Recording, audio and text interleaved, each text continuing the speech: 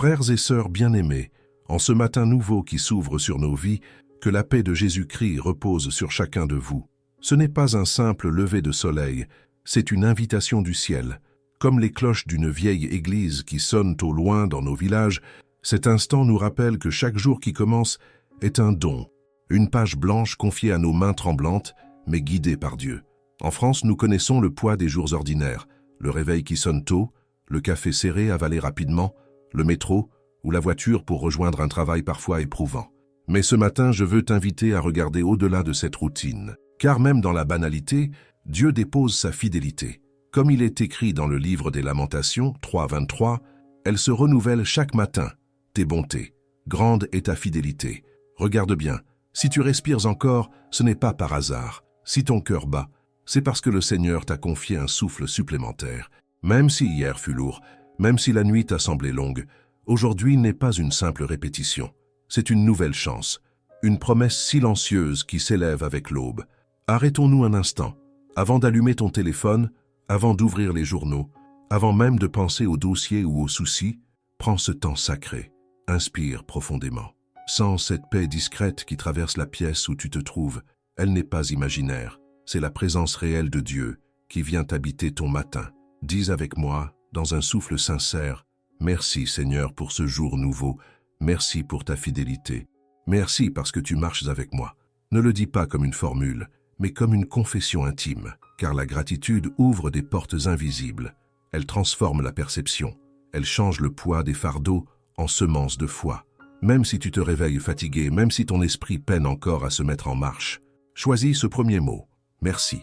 Merci pour le pain, pour le toit, pour les proches, pour les épreuves même, car elles aussi sculptent ton âme. Merci pour le simple fait d'exister aujourd'hui. Le psalmiste nous rappelle, « Voici le jour que fit le Seigneur, qu'il soit pour nous jour de fête et de joie. » Psaume 118, 24. Pas hier, pas demain, mais aujourd'hui. Cette matinée précise, cette heure où tu écoutes ces mots, c'est maintenant que le ciel veut te rencontrer. Alors, fais de ton matin un autel. Tu n'as pas besoin de cierge ni d'un édifice monumental. Le sanctuaire est ton cœur ouvert. Dans ta cuisine, dans ton salon, dans le silence de ta chambre, tu peux déjà dire « Seigneur, ce jour est à toi. Conduis-le, protège-le, inspire-le. » Et si tu veux un exercice simple, chaque geste ordinaire peut devenir prière. Quand tu bois ton café, rends grâce pour le fruit de la terre et le travail des mains humaines. Quand tu te laves, remercie pour l'eau pure qui rafraîchit et purifie. Quand tu prends la route, confie ton chemin à celui qui est la voie. Quand tu respires, redis simplement « Seigneur, tu es avec moi. » Oui, la gratitude transforme le banal en sacré. Elle te libère de la peur de l'inconnu et t'ancre dans l'espérance. Car tu sais que si Dieu est là, tout est déjà en place, même ce qui reste encore invisible à tes yeux. Aujourd'hui, tu n'as pas besoin de tout comprendre. Tu n'as pas besoin d'avoir toutes les réponses. Tu as seulement besoin de croire que le Seigneur n'a pas quitté ta barque. Même si les vents soufflent, même si les vagues sont hautes, Jésus est présent. Et sa présence suffit à calmer ton âme. Après avoir commencé ce jour par la gratitude, il est juste de nous tourner maintenant vers Dieu avec sincérité. Car nous savons tous que notre vie n'est pas parfaite. Nos paroles parfois blessent, nos gestes manquent de patience, nos pensées s'égarent loin de la lumière. Alors plutôt que de dissimuler, venons tels que nous sommes, les mains nues, le cœur ouvert. Dans la tradition chrétienne de nos paroisses, on récite souvent au début de la messe « Je confesse à Dieu Tout-Puissant que j'ai péché », non pas pour nous enfoncer dans la culpabilité, mais pour reconnaître humblement notre fragilité. Le pardon n'est pas une punition, c'est une libération. C'est comme un linge blanc étendu au vent après la lessive. Il retrouve sa clarté au soleil. Disons-le franchement, il y a des jours où nous avons préféré le murmure de la peur à la voix de la foi. Des jours où nous avons fermé les yeux devant un frère en difficulté. Des jours où nous avons choisi notre confort au lieu de la charité.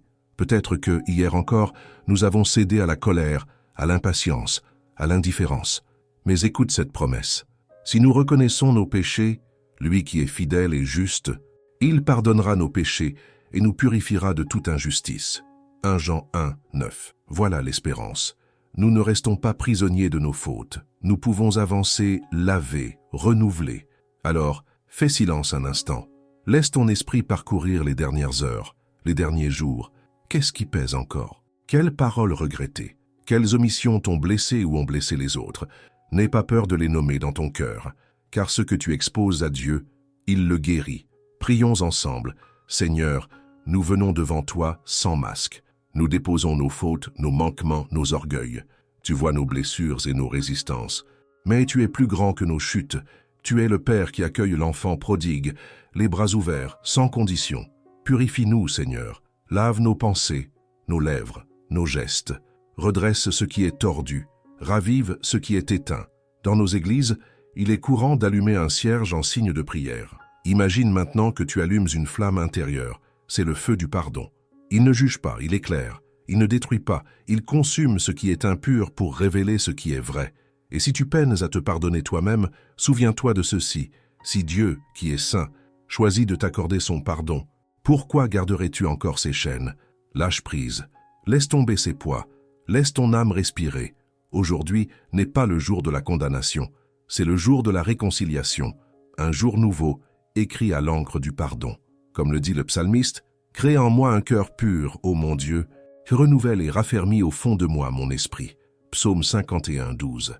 Alors répète intérieurement, « Seigneur, je reçois ton pardon. Je choisis de marcher libre, sans masque, sans chaîne. Je suis ton enfant, relevé par ta grâce. » Une fois le cœur allégé par le pardon, l'âme est prête à écouter. Car la foi n'est pas seulement une mémoire du passé, elle est une boussole pour le présent et l'avenir. Et aujourd'hui, comme chaque jour, nous avons besoin d'une direction claire. Il est facile de se laisser emporter par le rythme pressant de la vie moderne. Dès le matin, les notifications surgissent, les courriels s'accumulent, les rendez-vous s'enchaînent. Mais au milieu de ce tumulte, la voix du Seigneur se fait entendre non pas dans le vacarme, mais dans la brise légère. C'est cette voix que nous voulons discerner. Souviens-toi du récit de Samuel. Encore enfant, il entendit son nom au cœur de la nuit. Il ne comprenait pas d'où venait cet appel. Mais guidé par le prêtre Élie, il répondit « Parle Seigneur, ton serviteur écoute. » 1 Samuel 3, 10. Voilà l'attitude qui change tout. Un cœur disponible, une oreille attentive. Et toi, ce matin, oses-tu dire « Parle Seigneur, je suis prêt à t'écouter. » Peut-être que tu as devant toi une décision à prendre. Une orientation professionnelle, une situation familiale délicate, une parole à donner ou à retenir. Peut-être que tu ne sais pas quel pas poser en premier, ni même si tu dois avancer ou attendre. Dans toutes ces incertitudes, Dieu n'est pas silencieux. Sa parole est claire, son esprit conseille, sa paix confirme. Prions ainsi, Seigneur, nous déposons nos projets devant toi.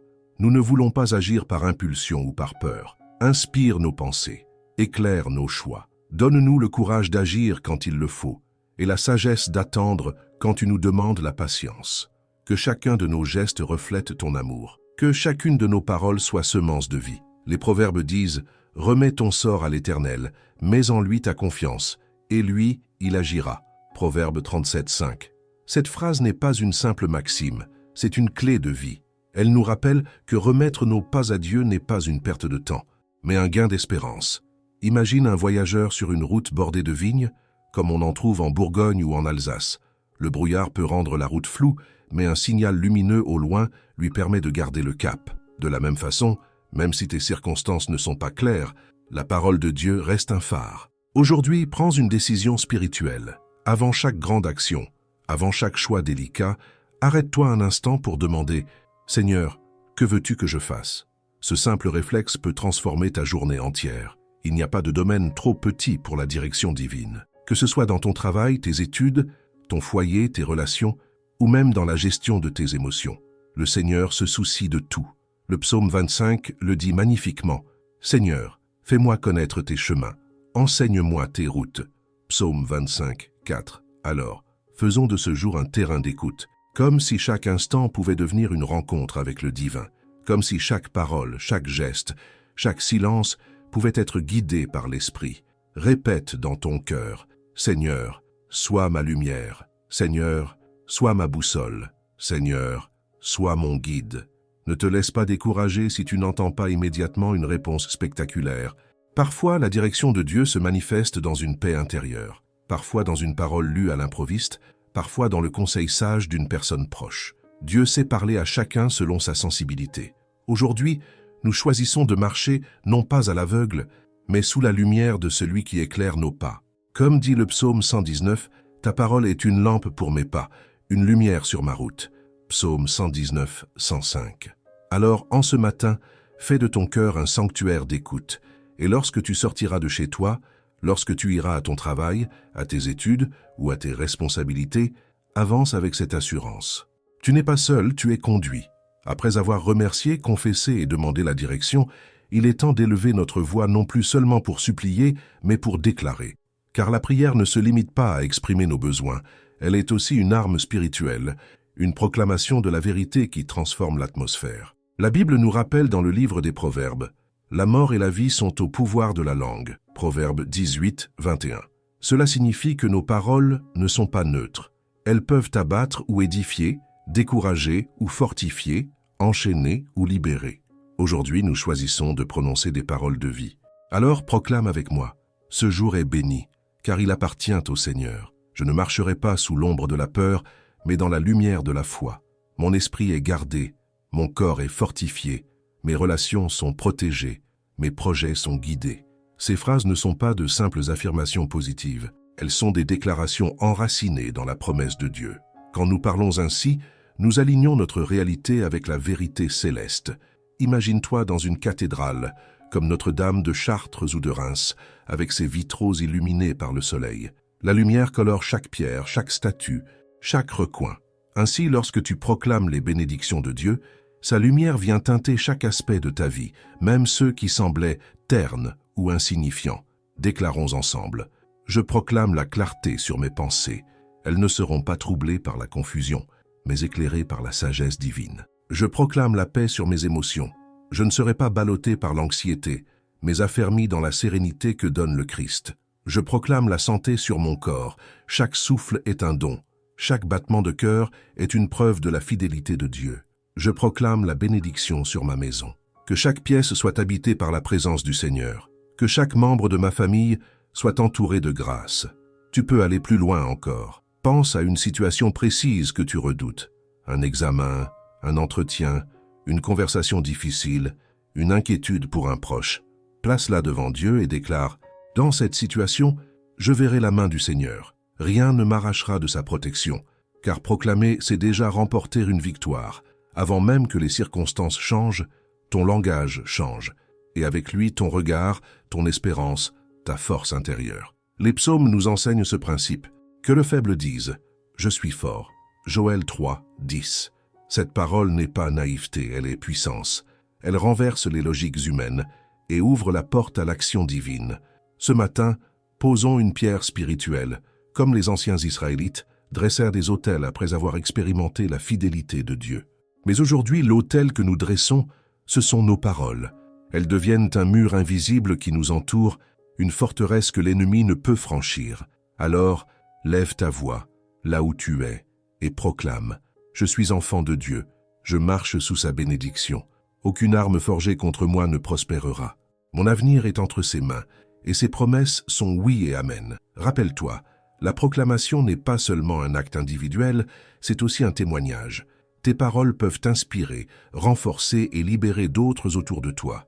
Tu peux être ce rayon de lumière qui éclaire ton entourage. Ne sous-estime pas la puissance de ce que tu viens de déclarer, car chaque parole est comme une semence, et une semence, même minuscule, porte en elle une forêt. Aujourd'hui, nous avons semé bénédiction, paix, santé, clarté et protection. Et nous croyons que cette semence germera en son temps, car Dieu est fidèle pour accomplir ce qu'il promet. Frères, sœurs, nous arrivons au terme de ce temps de prière et de méditation. Mais sache-le bien, si nos paroles s'achèvent, l'œuvre de Dieu, elle, continue. Ce que nous avons vécu ensemble n'était pas un simple moment de réflexion, c'était une rencontre avec l'Éternel. Nous avons ouvert ce jour dans la gratitude, reconnaissant que chaque matin est un don, une miséricorde nouvelle. Nous avons confessé nos faiblesses et reçu le pardon qui libère et restaure. Nous avons demandé la direction divine pour nos choix, afin de ne pas marcher au hasard, mais dans la lumière de la volonté de Dieu. Puis nous avons proclamé la bénédiction, déclarant avec foi que ce jour ne serait pas ordinaire, mais marqué par la présence du Seigneur. Et maintenant, nous scellons tout cela dans une prière finale. Prions ensemble, Seigneur Tout-Puissant, nous déposons cette journée entre tes mains.